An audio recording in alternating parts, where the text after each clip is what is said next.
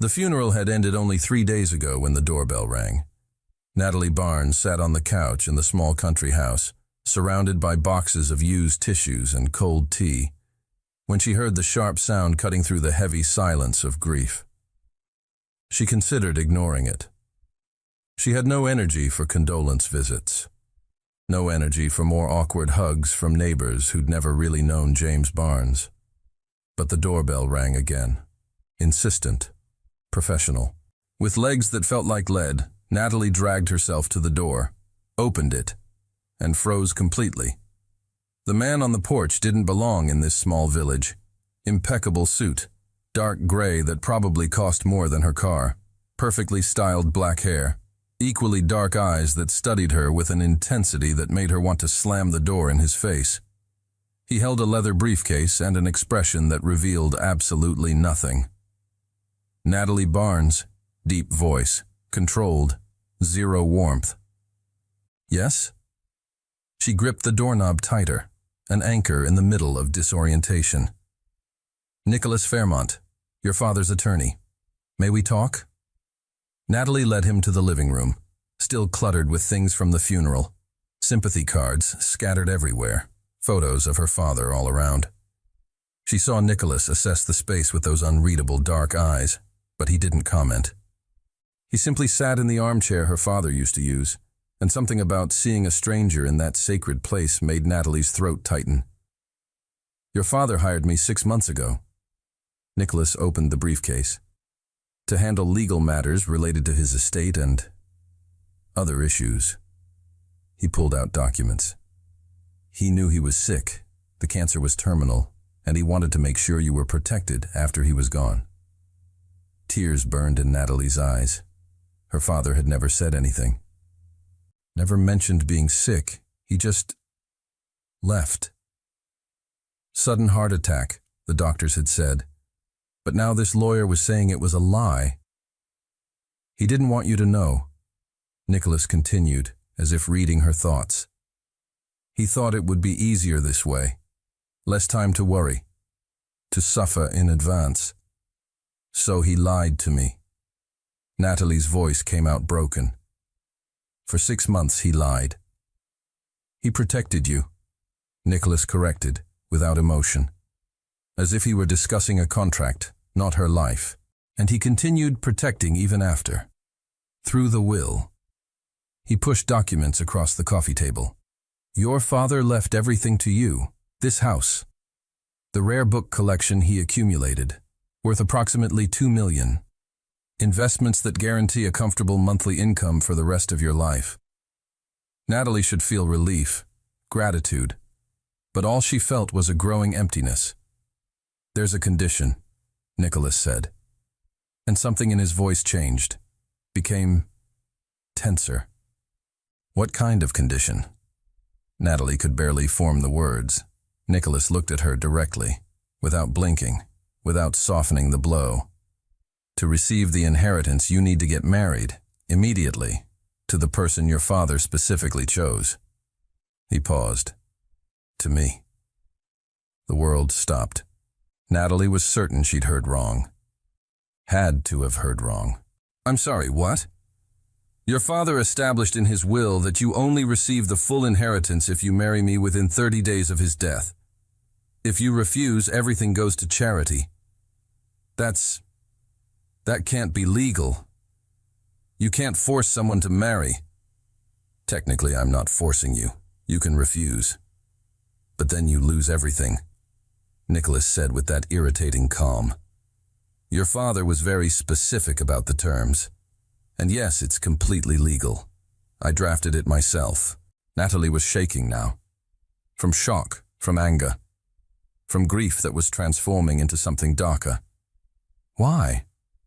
Why would my father do this? And why would you agree? For the first time, something crossed Nicholas's face. Something too quick for her to catch. I had my reasons, just as your father had his. What reasons? Who are you? I barely know you. And I don't know you, Nicholas shot back. But your father asked me, and I owed him. Nicholas pulled an envelope from his inner pocket. Her father's handwriting on the front, For Natalie, read before deciding. With trembling hands, Natalie opened it. The letter was short, direct, so characteristic of her father. My dear Natalie, if you're reading this, I'm already gone, and I apologize for not having the courage to say a proper goodbye. I was always a coward about big emotions. Nicholas Fairmont is a good man, better than he appears at first glance. I know asking this seems crazy, but trust me, it's the last time I'll ask anything. You're in danger you can't see yet. People who want what I left you. People who wouldn't hesitate to hurt you to get it. Nicholas can protect you. Will protect you. I gave him my word. Marry him. It doesn't have to be forever. Just long enough for the danger to pass. He understands the terms. I love you more than words can express, and I'm sorry for this final imposition. Always your father, James. Natalie read it 3 times, then looked at Nicholas, who was watching with those impossible to decipher eyes. What danger? What's he talking about? Your father had enemies, Nicholas said simply. People who thought he owed them, who wanted part of the book collection, the investments. And now that he's gone, they'll come after you. So this is, protection? You're like a bodyguard with a marriage license? Something like that. He stood. You have until tomorrow to decide. Marry me, stay protected, and receive the inheritance. Refuse. I'll have a clear conscience that I tried, and you'll be vulnerable. He headed toward the door, then stopped. For the record, I don't want this any more than you do, but I made a promise to your father, and I always keep my promises. When the door closed behind him, Natalie was alone with the letter, with the silence, and with an impossible choice. Marry a complete stranger, or risk everything her father left, and apparently her own life. 24 hours later, Natalie stood in the courthouse wearing the only formal dress she owned, simple navy blue that she'd worn to the funeral. There were no flowers, no guests, just her, Nicholas in a suit even more impeccable than yesterday's, and a courthouse official who looked bored with the fastest ceremony in history. Do you, Natalie Marie Barnes, take Nicholas James Fairmont to be your lawfully wedded husband? His middle name was the same as her father's first name. Coincidence. Natalie looked at Nicholas, searching for, what? Reassurance? Human warmth? But all she saw was a professional mask, as if he were signing a business contract, not a marriage certificate. I do. The words came out automatic, empty. And do you, Nicholas James Fairmont, take Natalie Marie Barnes to be your lawfully wedded wife? I do. Firm voice, no hesitation, but also no emotion. Then by the powers vested in me, I pronounce you husband and wife. The official didn't even mention a kiss, just pushed papers for them to sign. It was colder than the funeral. You need to move into my place today, Nicholas said as they left the courthouse. Part of the agreement. We need to look actually married to anyone investigating. Your place? Natalie stopped on the sidewalk. I don't even know where you live. North side of town. Apartment. 2 bedrooms. You'll have your own. Complete privacy. He said it like he was reciting contract terms. A car will pick up your things at 3 this afternoon. You can't just decide everything on your own. Nicholas finally looked at her, really looked, and there was something in his eyes, a flash of frustration, exhaustion, before the mask returned. Natalie, I know this isn't ideal for either of us, but your father asked me to keep you safe, and I can't do that if you're alone in that isolated house. He sighed, the first human sound she'd heard from him. Please, just trust the process for now. It wasn't a demand, but it also wasn't a request. It was something in between that Natalie didn't know how to categorize. How long? She asked. How long do I have to do this? 6 months, maybe a year. Depends on how quickly certain Matters resolve themselves. And after? After, you're free. Clean divorce. You keep everything your father left you. Move on with your life. It was temporary. Natalie clung to that. Temporary and necessary. Okay. 3 o'clock. Nicholas's apartment was exactly what Natalie expected. Modern, minimalist, soulless. Everything in shades of gray and white. No photos, no clutter, no life. Your room. He opened a door revealing a space larger than her entire country house. King bed, enormous closet, private bathroom with a tub that could fit 3 people. This is too... Natalie didn't know how to finish. Comfortable, I hope. Nicholas set her suitcase on the floor. There's a gym in the building. Pool. Library on the 10th floor if you want to work. Wi-Fi is open. He was reciting amenities like she was a hotel guest. Nicholas. Natalie turned to face him. Can we stop pretending this is normal for 1 second? He froze. What do you mean? I mean, we just got married, and you're treating me like an unwanted tenant. If we're going to do this, live together, pretend to be married, can we at least be honest? Something changed in his face. The mask slipped just slightly. You want honesty? He took a step closer. Fine. Here it is. I didn't want to get married. Didn't want to complicate my life with another person. But your father was one of the only good people I've known. And when he asked, begged me to protect you, I couldn't refuse. His voice dropped lower, more intense. So yes, I'm treating you like a tenant. Because if I treat you like a wife, if I let this become real, it'll hurt 1,000 times more when it ends. And it will end, Natalie. It always ends. The words hung between them, heavy with something Natalie didn't understand but felt in her chest. What happened to you? She whispered. To make you so closed off? Nicholas laughed, a harsh sound without humor. That's not part of the contract. My past is mine. He headed toward the door, stopped in the doorway. Dinner's at 7 if you want to eat. I cook Monday, Wednesday, and Friday. You cook Tuesday, Thursday, and Saturday. Sunday we order. House rules. House rules, Natalie repeated. Of course, because marriage is about rules. This one is. Nicholas looked at her over his shoulder, and for the first time, she saw something like regret. I'm sorry it's not the fairy tale you deserved, but it's the best I can offer.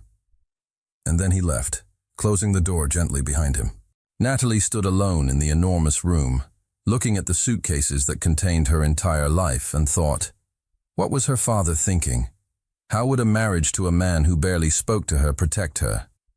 And why, when Nicholas had looked at her with those dark eyes full of hidden pain, did something in her chest tighten in a way she didn't understand? That night, she discovered the first clue. Exploring Nicholas's personal library, because she couldn't sleep in a strange place, she found a photo, the only one in the entire apartment, hidden between law books. A younger Nicholas, maybe 25, next to a man she recognized instantly, her father. They were laughing, arms around each other's shoulders, like friends, like family. And on the back, in her father's handwriting, to Nicholas, the son I chose when blood failed me, always grateful. James. The son he chose? Nicholas wasn't just her father's lawyer. He was something much, much more.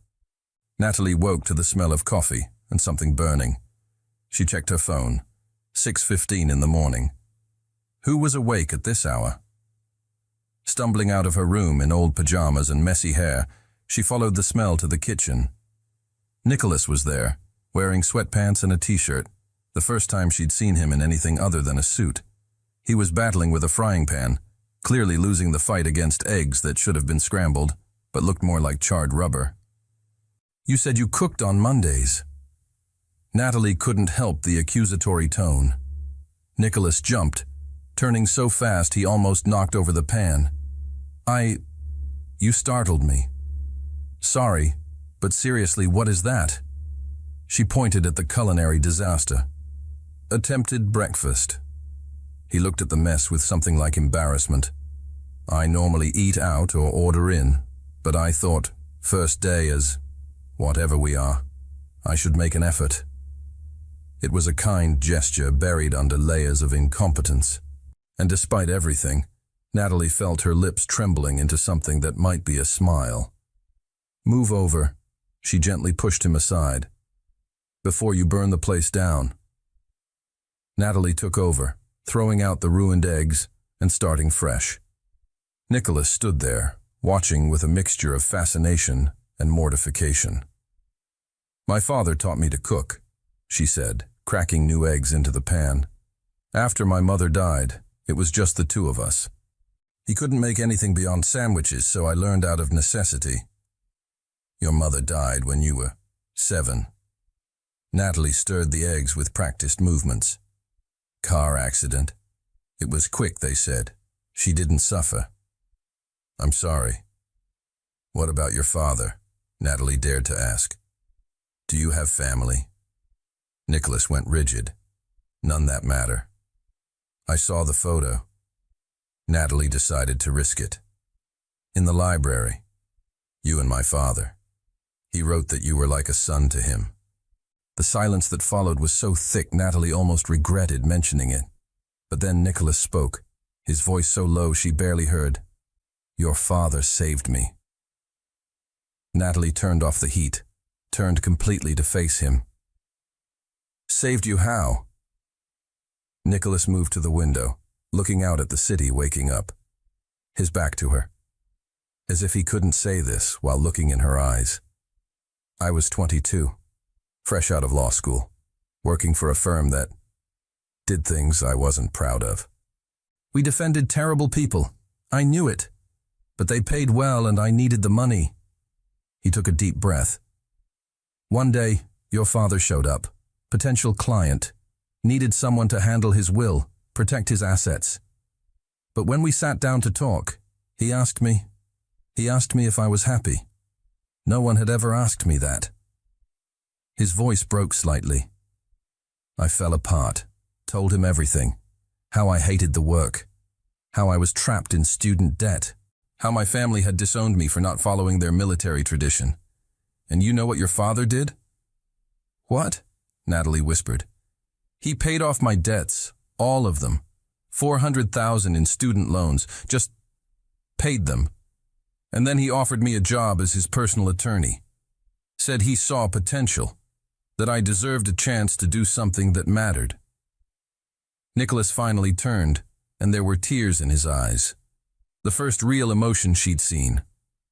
For 8 years, your father was more family to me than my blood ever was. He taught me that kindness exists, that good people exist. And when he asked, begged me to marry you, to protect you, how could I refuse? Natalie felt her own tears falling. You loved my father. Like a son loves a father, Nicholas admitted. And that makes all of this, he gestured between them, complicated. Because I feel like I'm fulfilling his last wish, but I also feel like I'm trapping you in something you didn't ask for. You're not trapping me. Natalie took a step closer. Nicholas, I chose this. I could have refused, but I chose to trust my father. And now, she hesitated. Now I'm choosing to get to know you. Really know you. Not just as a lawyer or contract husband, but as the person my father loved. Nicholas looked at her, really looked, and something passed between them. Something fragile, but real. The eggs are cold, he finally said, but he was almost smiling. Then reheat them, and this time, you watch. Because if we're going to live together, you need to learn not to burn food.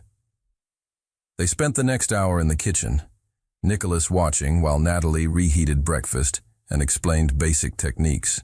He asked questions. She laughed at his attempts. And slowly, very slowly, walls began to crack. When they finally sat down to eat, Nicholas looked at her across the table. Thank you for not hating me, for trying. Thank you for loving my father, for showing up when he needed you. It was a beginning. Small, fragile, but it was a beginning. And neither of them realized they were planting seeds of something much deeper than friendship, something that would grow if they let it. 2 weeks of careful coexistence, 2 weeks of silent dinners that slowly became less silent. 2 weeks where Natalie learned that Nicholas read poetry in secret. She'd found a book of Neruda in the bathroom. 2 weeks where Nicholas discovered she sang off-key when cooking. He never mentioned it, but she saw the almost smile. And then everything crumbled when Natalie came home to find the apartment destroyed. It wasn't a common break-in. It was a message. Paintings ripped from walls. Sofa slashed open. And on the living room wall, in red paint that looked like blood, but Natalie hoped wasn't. Return what's ours. She was frozen in the doorway when she heard footsteps. She turned, ready to scream, and saw Nicholas. He looked around, his face draining of color, then immediately pulled Natalie out of the apartment. Don't touch anything. Don't go in. He was already calling. Yes, I need to report a break-in. Direct threat. He gave the address. Then hung up and finally looked at Natalie. Are you okay? Hurt? I just got here. I was at work and reality hit. Nicholas, what did they want? Who did this? 2 hours later, the apartment was full of police, crime scene photographers, and a middle-aged detective named Costa who looked too tired for this life. So, Mr. Fairmont? Costa looked at his notes. You believe this is related to the late James Barnes? I'm certain of it. Nicholas sat next to Natalie in the hallway, his hand finding hers automatically. She noticed she was trembling, and he noticed too, squeezing gently. James had questionable associates from his past, people who thought he owed them parts of his rare book collection. Books? Costa raised an eyebrow. What kind of books are worth breaking in and making threats? First editions, manuscripts, some 500 years old. Nicholas explained. His collection was worth approximately $2 million. And certain people believed they had rights to specific pieces. What people? Nicholas hesitated, looked at Natalie. You need to know something about your father, something he never wanted you to know. Natalie's stomach dropped. Back at the hotel apartment Nicholas had arranged for the night, he'd refused to let her return to the vandalized apartment. Nicholas finally told the complete truth. Your father wasn't just a book collector. He was a recoverer of stolen artifacts. Nicholas was pacing. When your mother died, he had a breakdown, deep depression, and to cope, he started tracking rare books that had been stolen from families during wars, dictatorships, looting. He stole them back. Natalie was trying to process. He recovered them, bought them, negotiated, did whatever was necessary to return them to their rightful owners or their families. Nicholas finally sat down. It was his obsession, becoming better, doing something that mattered. And the people who wanted the collection were criminals, people he'd recovered books from, people who thought he owed them compensation. Nicholas took her hands. Your father knew they'd eventually come after you. That's why the will. That's why the marriage. Because my name, my reputation as a lawyer, carries enough weight to make them think twice. So I'm bait? Natalie pulled away. You used me as bait to draw them out? No. Nicholas followed her. No, Natalie, I'm protecting you. But they're more brazen than I thought. More desperate. Who are they? Nicholas took a deep breath. The Dimitrov family. Russian mobsters. Your father recovered a medieval manuscript from their private library 5 years ago. They want it back. Natalie felt the world spinning. My father was involved with the Russian mafia. He was trying to fix their wrongs. But yes. Nicholas knelt in front of her. And now they think you have the manuscript, that it's hidden in the collection you inherited. Do I? No. Your father returned it to a museum in Moscow years ago, but the Dimitrovs don't believe that, and they'll keep pushing until... A loud knock on the hotel door made them both jump. Nicholas tensed. "Stay behind me." He went to the door, looked through the peephole, relaxed, marginally. "It's Costa." The detective entered, looking serious. "We have a problem. Your building cameras caught the intruders. We recognize them. Dimitrov Bratva, as you suspected, Fairmont. Were they arrested?" Natalie asked hopefully. "They're diplomats. Immunity." Costa looked frustrated. "But this means they know where you live. They'll escalate. You need to leave the city. Now." Nicholas was already grabbing his phone. "I have a country house, 2 hours from here. Isolated. Registered under an LLC they won't trace easily." "They will," Costa said. "But it'll buy time. A few days, maybe a week. Long enough for us to find solid evidence that overcomes diplomatic immunity." Natalie was processing too fast. "Country house? We're running?" "We're staying alive," Nicholas corrected. He looked at her. "Natalie, I know this wasn't part of the deal, but I need you to trust me. Please." She looked at this man, her contract husband who was turning out to be so much more, and saw real fear in his eyes. Not for himself, for her. "Okay, let's go." As they packed quickly, as Nicholas made call after call organizing their disappearance, Natalie realized her father hadn't just been protecting an inheritance. He'd been protecting her life. And Nicholas was risking his own life to honor a promise. This wasn't just a contract anymore. This was much more complicated and much more dangerous. The country house sat in the middle of nowhere, dirt road, surrounded by dense forest, no neighbors for miles.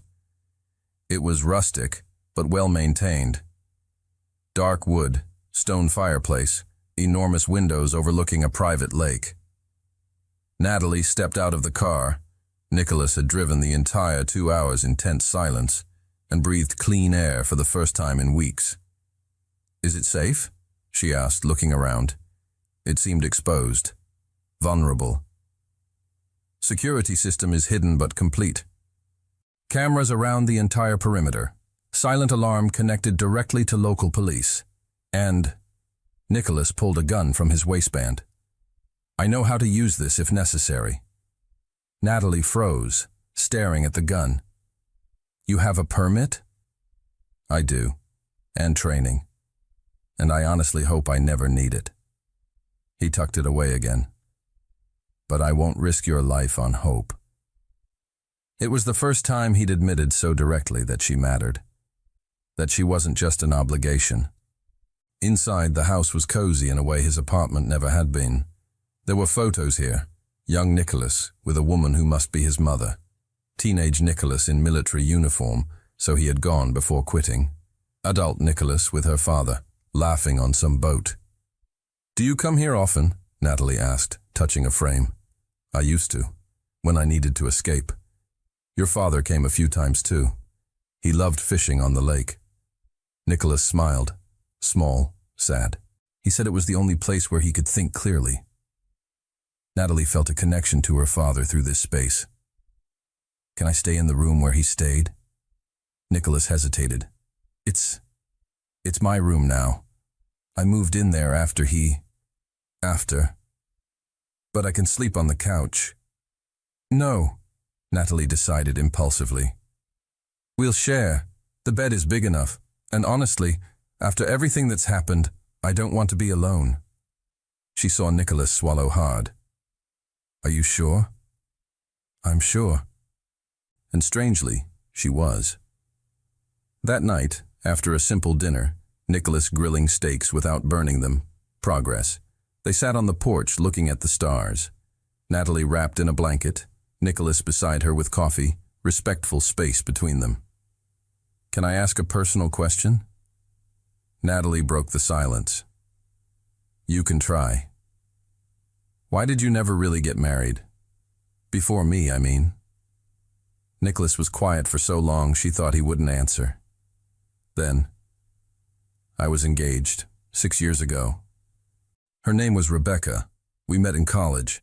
We planned our whole lives together. He sipped his coffee. And then she met my older brother. The perfect son my parents always wanted. Army officer, war hero. Everything I wasn't. Natalie felt her heart squeeze. She left me 3 weeks before the wedding. Said she realized she wanted someone more substantial. Someone my parents would approve of. Someone who wasn't. He laughed bitterly. A disappointment. Nicholas. My brother married her 6 months later. My parents went. I wasn't invited, and that was the last time I spoke to any of them. He finally looked at Natalie.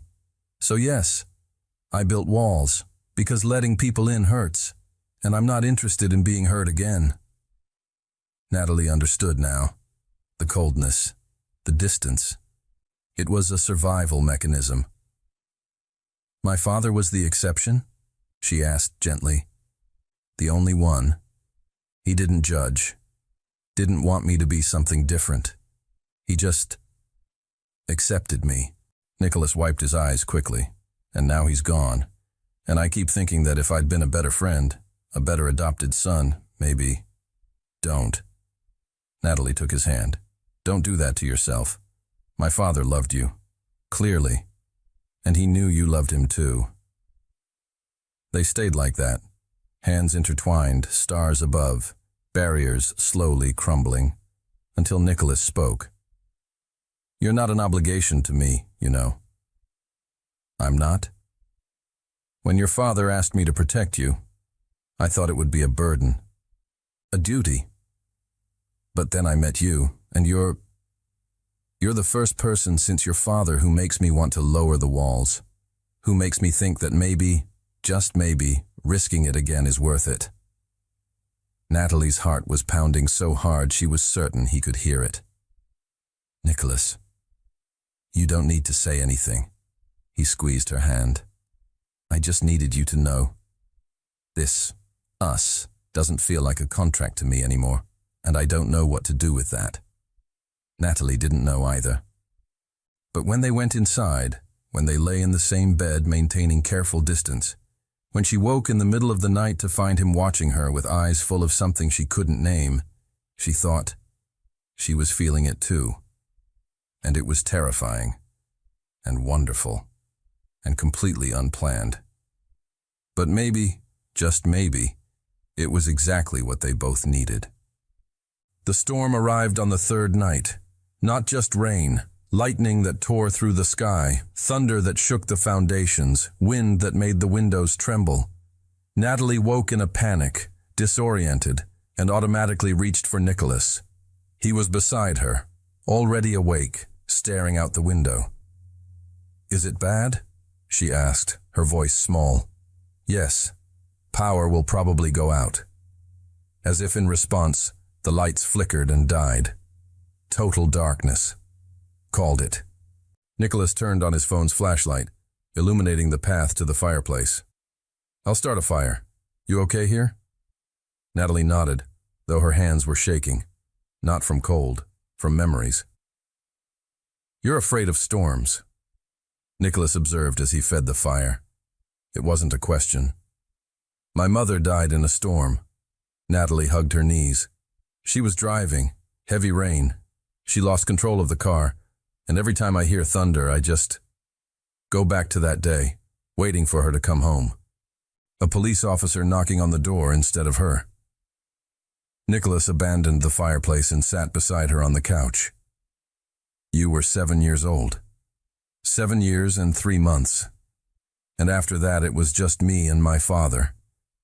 And he tried so hard to be both, father and mother. But there was this sadness in him that never completely went away. Tears started. And now he's gone too. And I'm alone. You're not alone. Nicholas pulled her into his arms.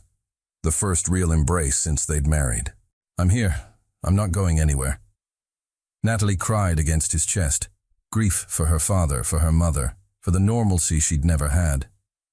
And Nicholas just held her, his hand tracing slow circles on her back, murmuring comfort she didn't understand but felt. When the tears finally stopped, they stayed there. Fire crackling, storm raging outside. Natalie nestled against Nicholas in a way that should have been strange but felt right. "Can I confess something?" Nicholas whispered. "Anything. When your father asked me to marry you, part of me was angry, because it felt like him controlling my life from beyond the grave, forcing a decision that would change everything." He paused.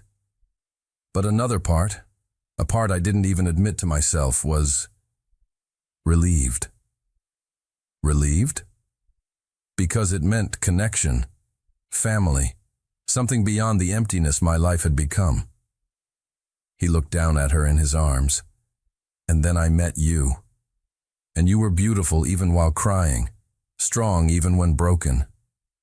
And I thought maybe your father knew exactly what he was doing." Natalie's heart stopped. "What are you saying?" "I'm saying this isn't a contract to me anymore. It's not obligation or duty or a promise to a dead man." Nicholas tilted her face to look at him. "I'm saying I'm falling, Natalie. Falling hard and fast. And it's terrifying because I don't do this. I don't let people in. But you're dismantling every defense I've built." Natalie could barely breathe. "Nicholas, you don't need to feel the same. You don't need to say anything back. I just needed you to know that when I look at you, I don't see obligation. I see a future. And that's new and scary and completely out of my control." Natalie should pull back, should remember this started as a transaction, that he himself said it would be temporary, that they were both a mess of issues and trauma. But when she looked into his eyes, vulnerable for the first time, no mask, just human, she couldn't lie.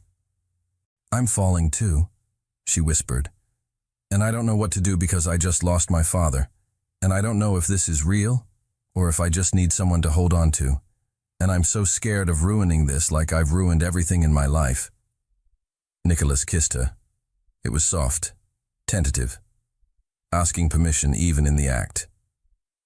And when she leaned in, when her fingers tangled in his hair, when they both opened to each other for the first time, it wasn't just a kiss.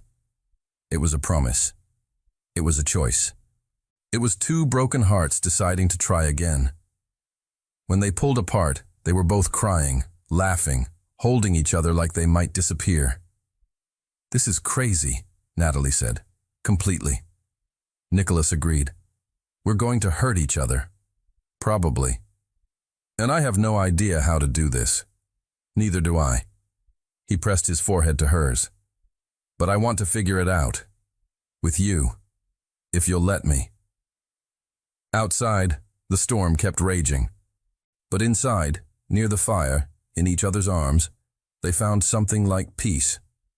And when they eventually returned to bed, this time with no space between them, tangled together in real sleep, they both thought the same thing. Maybe Natalie's father had known exactly what he was doing. Maybe this arranged marriage was less about protection and more about giving two lonely souls a chance to find each other. Natalie woke to sunlight streaming through the curtains and a sudden realization. She was tangled up in Nicholas, her leg over his head on her shoulder, arms completely intertwined.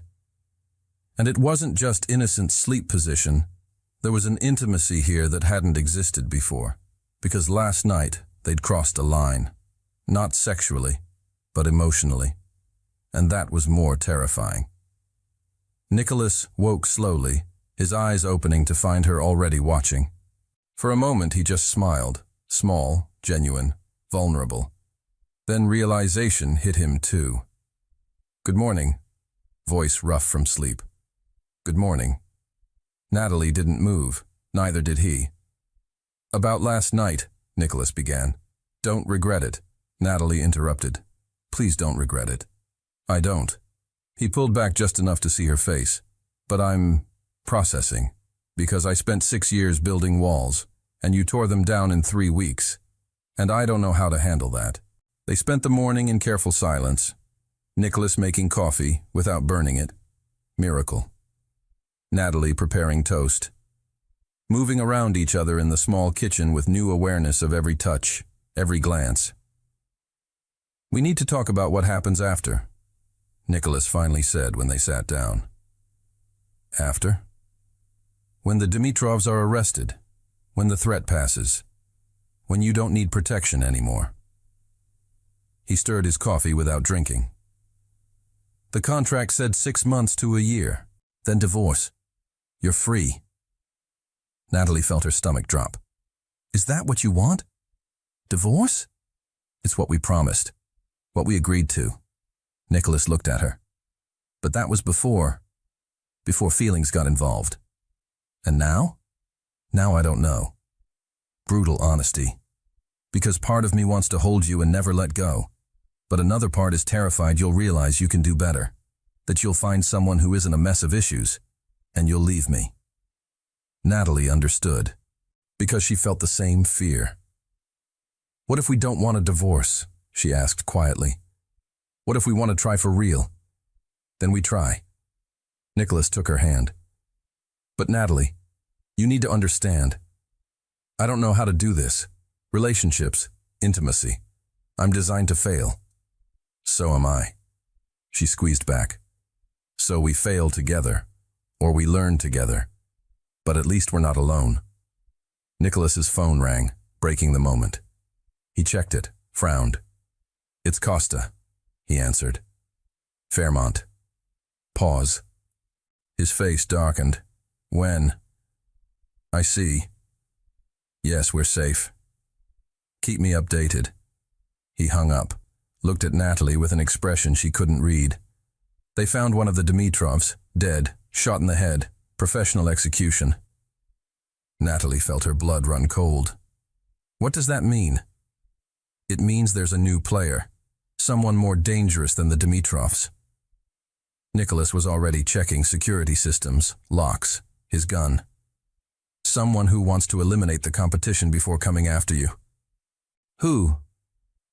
"I don't know, but Costa is investigating your father's connections, all of them, because apparently there was more than just the Dimitrovs in his history."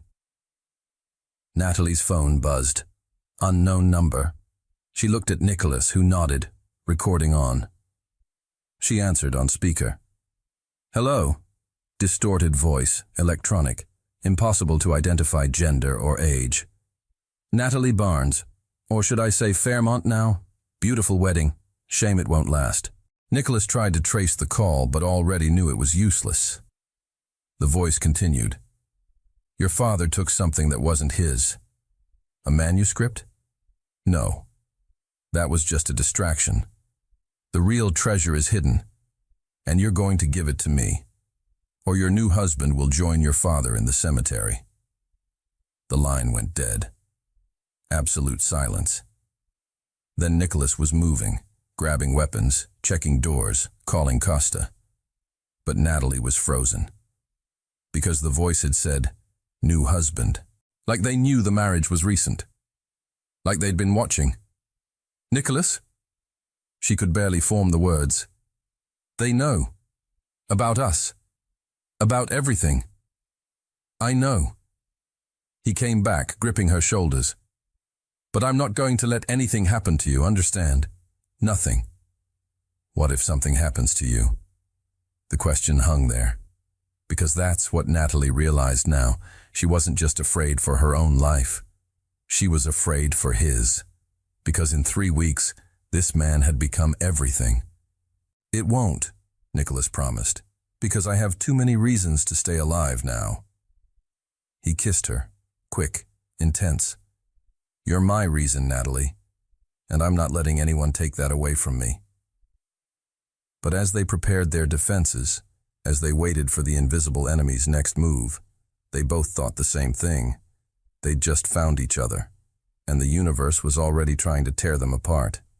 The question was the love that had barely begun strong enough to survive? There has to be something we're missing. Natalie was surrounded by boxes, all filled with her father's books they'd brought from storage 3 days ago. 3 days locked in the house, security systems on maximum, both jumping at every sound. 3 days searching for a manuscript they didn't even know existed. My father left a clue. He had to. Nicholas was at the laptop, combing through her father's emails for the 1,000th time.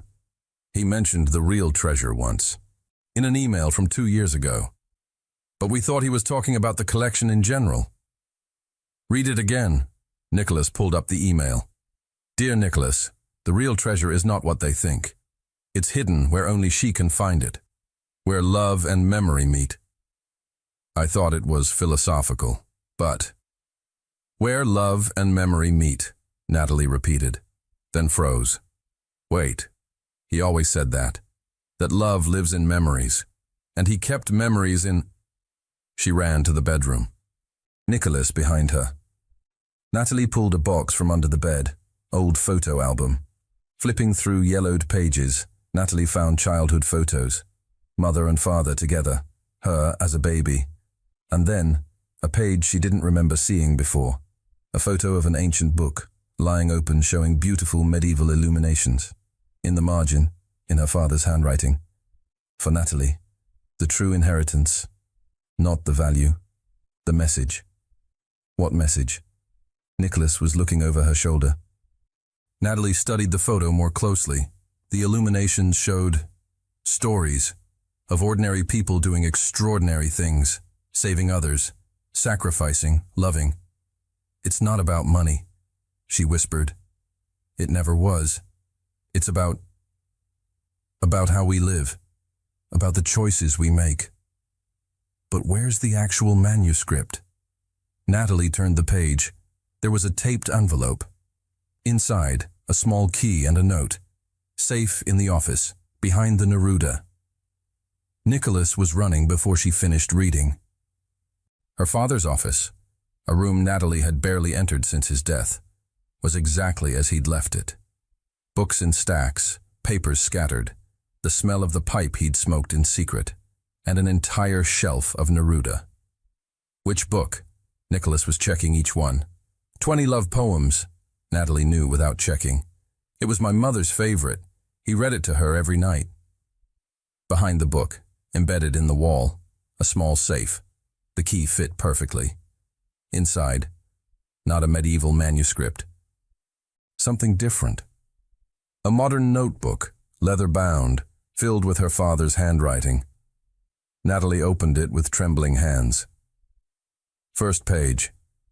For Natalie, the truth about who I am and why I married you to Nicholas. The next hours were revelation. Her father wasn't just an artifact recoverer. He was an informant. He'd worked with Interpol to dismantle international art smuggling networks. The criminals threatening Natalie? They didn't want manuscripts. They wanted the notebook. They wanted names, dates, operations, everything that could destroy an international art crime empire. He was protecting you from this. Nicholas was reading over her shoulder.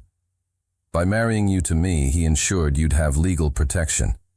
My firm has resources to keep evidence safe, to defend you. And put you in danger too, Natalie realized with horror. Nicholas, if they know you have this, they already know. That's why the threat. He closed the notebook. But now we have leverage. We know what they want, and we can use it. How? Natalie was terrified. We can't just give it to them? Of course not.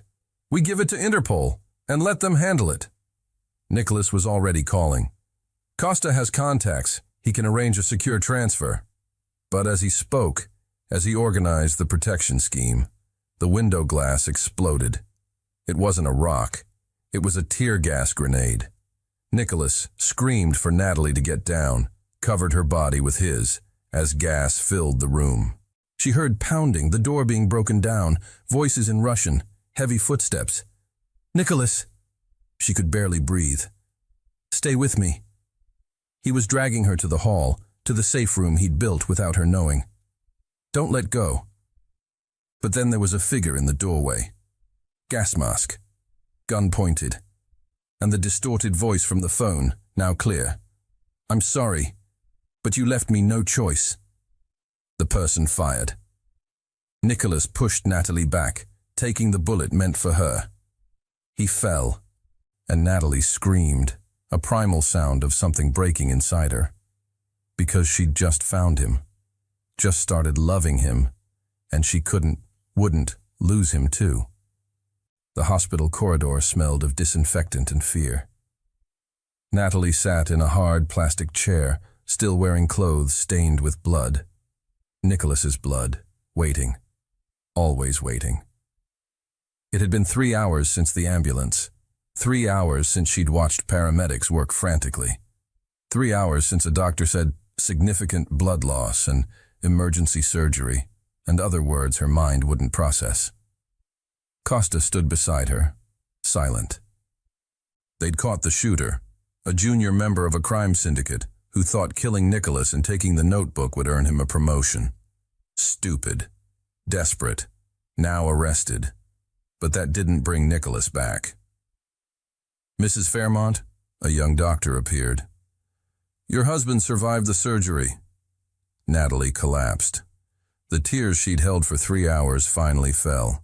Nicholas was pale against white sheets, tubes and wires connected to machines that beeped a steady rhythm, eyes closed, so still that Natalie had to watch his chest rise and fall to believe he was alive.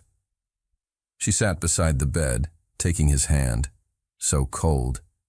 It had always been warm, always been an anchor. You're an idiot, she whispered, crying. You shouldn't have protected me, shouldn't have put yourself in front. Of course he didn't respond, sedated, recovering. I love you. The words came out, the first time she'd said them aloud. I love you, and you can't die before hearing that, before knowing that you're everything, Nicholas. In 3 weeks you became everything. His fingers moved, just a fraction, but she felt it. His eyes opened slowly, taking time to focus.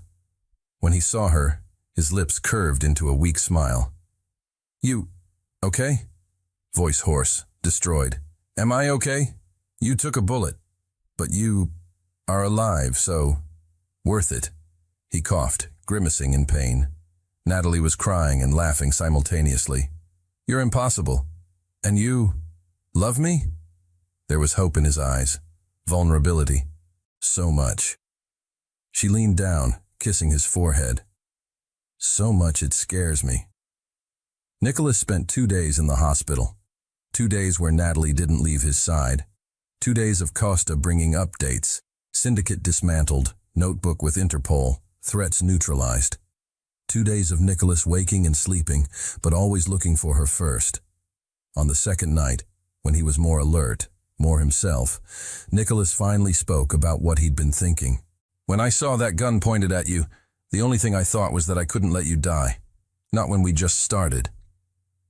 He was holding her hand, thumb tracing circles. And I realized that it doesn't matter how much time we have. 3 weeks, 3 years, 3 decades. It'll always be too little. I'll always want more. Nicholas, let me finish. He pulled her closer. I married you because of a promise. But I'm staying with you by choice. Because you're the first person in years who makes me want a future. Who makes me believe I can be loved even though I'm a mess. You're not a mess. I am. But you love me anyway. He smiled. And that's a miracle I didn't expect. Natalie kissed him. Careful of his injuries, but full of promise. So when we get out of here, when you recover, we try for real. No expiration date, no contract. Just us. Nicholas agreed. Learning together, failing together, loving together. Medical discharge came 3 days later. Nicholas still weak, but insisting on going home. Natalie was packing his belongings when a nurse appeared with an envelope. This was delivered for you. The messenger said it was urgent. Natalie opened it. Inside, a single sheet of paper, her father's handwriting. If you're reading this, it means Nicholas saved you. Just as I knew he would. Because he loves you, Natalie. Has loved you since I showed him your photo a year ago. Since I told him about my brilliant daughter who was trapped in a small life. I didn't force a marriage. I gave you both a push, the excuse you needed to find each other. Because I recognize soulmates when I see them. And you too? You're broken in the same ways. You heal each other. Be happy. Live well. And Nicholas, thank you for loving my daughter the way she's always deserved to be loved. With all my love, James. Natalie was crying. Nicholas was too when she read it to him. He knew, Nicholas whispered. That impossible man knew before we did. He was always smarter than he looked. Natalie laughed through her tears, and as they left the hospital, Nicholas leaning on her, she leaning on him, they both thought, her father hadn't just protected Natalie. He'd given them both the gift of a lifetime. Love, real, imperfect, absolutely perfect. Recovery was slow, frustrating. Nicholas, accustomed to controlling everything, had to accept help. Had to let Natalie change his bandages, prepare his medication, help him shower when he was still too weak. And each moment of vulnerability was simultaneously humiliating and liberating. I used to be self-sufficient, he complained when Natalie helped him sit up for dinner. And you will be again. But for now, let someone take care of you. She kissed the top of his head. Because that's what people who love each other do. It was the first time she'd said it so casually, as if it were established fact, not terrifying confession. Nicholas caught her hand. Say it again. What? That I love you? She smiled. I love you. I love you. I love you. Better? Perfect. Weeks passed. Nicholas grew stronger. But something had changed between them, not just physically but fundamentally. They talked now. Really talked. About fears, dreams, trauma. Nicholas told her about a childhood where affection was weakness, where his brother was always the favorite, where he'd learned to be invisible to avoid disappointment. Natalie told him about growing up without a mother, about feeling like she'd never be enough to fill the void she'd left, about a loving but distant father, always lost in his own memories. We're quite a pair, aren't we? Nicholas said one night, both on the couch. Two emotional orphans looking for family. And we found it. Natalie was nestled against him. In each other. It was simple, but it was everything. 1 month after the shooting, Nicholas was well enough to return to work. But when he arrived at the office, he found something unexpected, an invitation to dinner with his mother and brother. They want to reconnect. He told Natalie that night, looking at the invitation like it was a trap. They said they heard about the shooting, that they were worried, that they want to meet you. And do you want to see them? I don't know. Brutal honesty. Part of me wants to tell them to go to hell, that they abandoned me when I needed them and don't deserve a second chance. But another part wants family, Natalie completed, even if it's complicated. You understand? Completely. Because I'd do anything for one more day with my father, even if it was difficult. She took his hand. So let's go. Together. And if it's horrible, we leave. But at least we try. Nicholas kissed her. Those kisses that had become their own language. Gratitude, love, recognition. What did I do to deserve you? You took a bullet for me. I think that counts. Dinner was at an elegant restaurant. Nicholas's family was already there when they arrived. Nicholas's mother was an elegant woman in her 60s who looked like she'd been crying recently. His brother was an older copy of him, but with a hardness Nicholas didn't have. Nicholas. His mother stood, hesitant. You're okay? We heard you were seriously injured. I'm fine. Nicholas was rigid. This is Natalie, my wife. There was obvious shock. Wife? You got married? 2 months ago, for complicated reasons, but... He looked at Natalie. That became simple, because I love her. His brother, David, coughed. Straight to the point, typical. They sat, uncomfortable silence. Then his mother spoke, voice broken. Nicholas, We made mistakes. Terrible ones. We abandoned you when you needed us. We chose sides when we should have stayed neutral.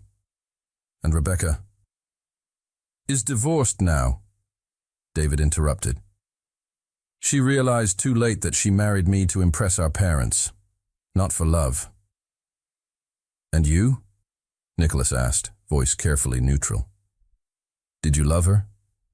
I thought I did, but I think I just liked winning, being chosen over you for the first time. David looked down. And that made me a monster. I'm sorry. The words hung there. Natalie squeezed Nicholas's hand under the table. Silent support. Why now? Nicholas finally asked.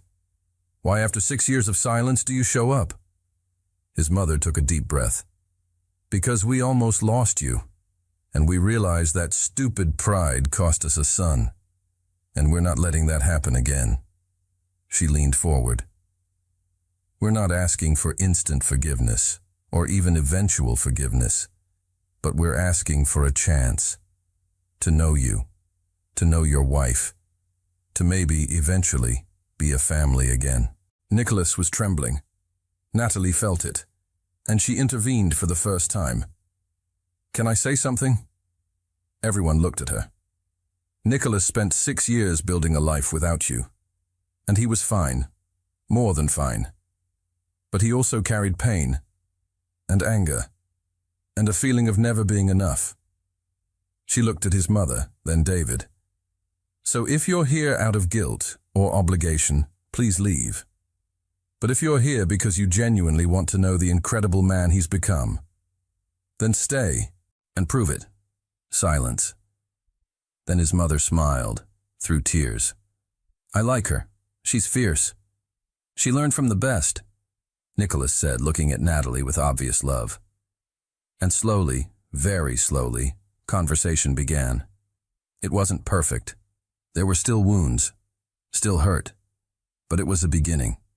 And sometimes, beginning is enough. Are you sure about this? Natalie was looking at the white dress. Simple, elegant, nothing like the rushed courthouse wedding. We don't need to make a big production. We're already married, but not the right way. Nicholas stood behind her, hands on her shoulders. We married out of obligation, for protection. I want to marry you again, this time for love, this time with family present, this time the way you deserve. His reflection in the mirror showed a transformed man, still serious, still intense. But there was lightness now, a peace he hadn't had 6 months ago. Is your brother coming? Natalie asked. He and my mother, and some of my friends, plus your friends. Nicholas kissed her shoulder. 20 people, garden at the country house, intimate and perfect. Like you, like us. The day dawned clear, no clouds, as if the universe were cooperating. Natalie was in the country house bedroom, the same one where everything had changed during the storm, being helped by Nicholas's mother. He loves you completely, you know. Margaret was adjusting the veil. I've talked to my son more in 6 months than in 6 years. And it's all because of you. You brought him back. He brought himself back, Natalie corrected. I just was there. Sometimes being there is all someone needs. Below, in the garden, Nicholas was nervous. David beside him as best man, something that would have been unthinkable a year ago. You're shaking, David observed. I'm terrified, Nicholas admitted. What if she changes her mind? What if she realizes she can do better? She won't, because she looks at you the way Mom looked at Dad, like you're her entire universe. David squeezed his brother's shoulder. And you deserve that. Finally. The ceremony was everything neither of them had known they wanted. Small, intimate, real. When Natalie walked through the garden, no father to give her away, but carrying a red rose in his honor, Nicholas cried openly. You're beautiful, he whispered when she reached him. You're repeating yourself. She smiled through her own tears. The officiant, the same one who'd married them the first time, now genuinely smiling, cleared his throat. We're gathered here to witness Nicholas and Natalie renewing their vows. Vows they made 6 months ago for complicated reasons. But that today they renew for the simplest reason: love. Nicholas went first. No papers. From the heart. Natalie, when I met you I was broken, convinced that love was weakness, that letting someone in was an invitation to pain. And then you came into my life. Forced, not chosen. And slowly, gently, you broke down every defense I'd built. His voice trembled. You taught me that love isn't weakness. It's courage. Courage to be vulnerable. To admit I need someone. To choose to wake up every day and try again. He took her hands. So I promise to choose you, every day, in the good times when it's easy and the hard times when it's work. I promise to see you, really see you, even when you try to hide. And I promise to love you, not despite your imperfections, but because of them. Because your imperfections match mine, and together, we're whole. Now Natalie, also without papers. Nicholas, my father gave me many gifts in life, but the greatest was you. He knew, before we knew, that we needed each other. Two wounded souls who could heal together. Tears flowed freely.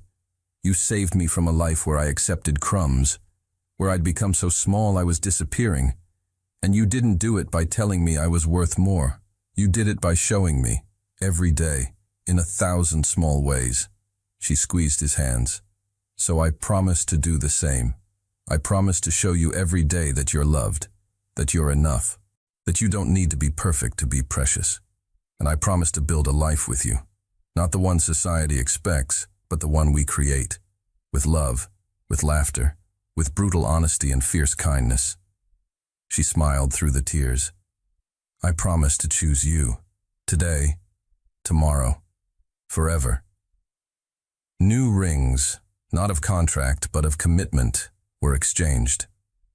By the laws of this state and by the obvious love between you, I pronounce you husband and wife. Again.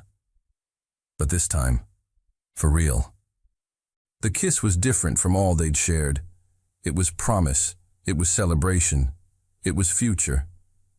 And when they pulled apart, laughing and crying, surrounded by 20 people who loved them, they knew they'd started wrong. Contract, obligation, fear. But they'd ended right. Love, choice, peace. And sometimes, crooked paths lead to the most perfect destinations.